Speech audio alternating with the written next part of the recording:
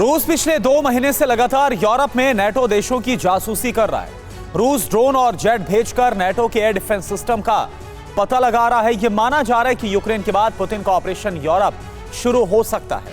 ऐसी स्थिति में यूरोप अलर्ट पर है। रूस की तरफ से बढ़ते खतरे को देखते हुए नेटो ने अपनी तैयारियां और तेज कर दी है।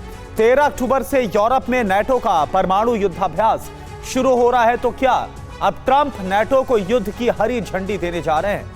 और क्या रूस और नेटो के बीच महायुद्ध तय हो चुका है? देखिए।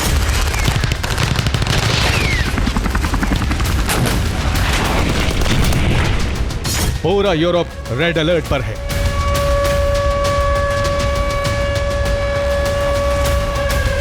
नीदरलैंड्स में नेटो बेस पर हथियार जमा किए जा रहे हैं।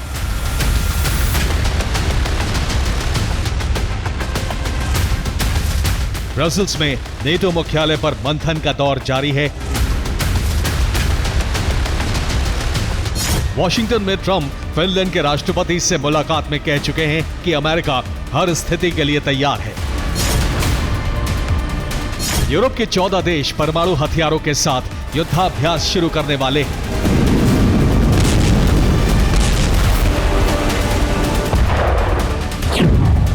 तो क्या यूरोप के 14 देशों से रूस पर मिसाइल हमले शुरू होने वाले हैं? क्या यूरोप के अलग अलग सागरों से मिसाइलें रूस की तरफ रुख करने वाली हैं? और क्या रूस बेलारूस मिलकर यूरोप पर हमले की तैयारी कर रहे हैं?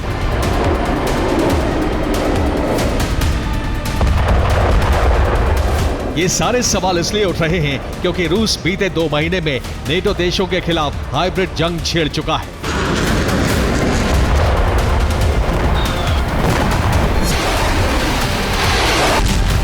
यूरोप के देशों में संदिग्ध ड्रोन और बलून बार बार नजर आ रहे हैं। पूरा यूरोप रेड अलर्ट पर है।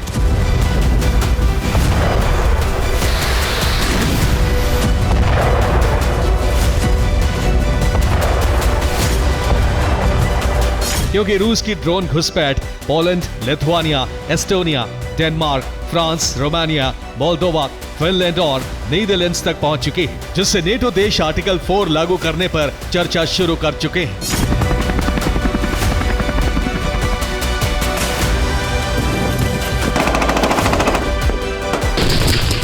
यूरोप के कई देश इस बात की आशंका जता चुके हैं कि रूस यूरोप पर हमले की तैयारी में है।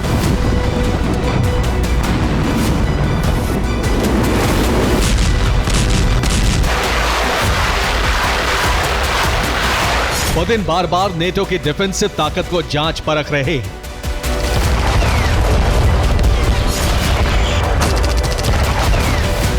ऐसे में नेटो देशों ने परमाणु युद्धाभ्यास का ऐलान कर दिया है।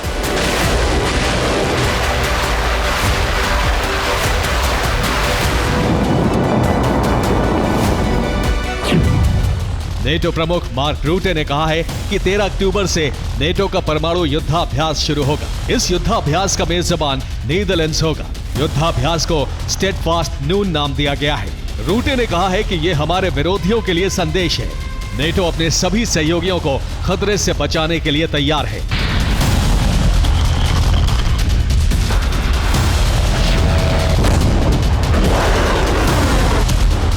इस साल नेटो ने दूसरा परमाणु युद्धाभ्यास किया है।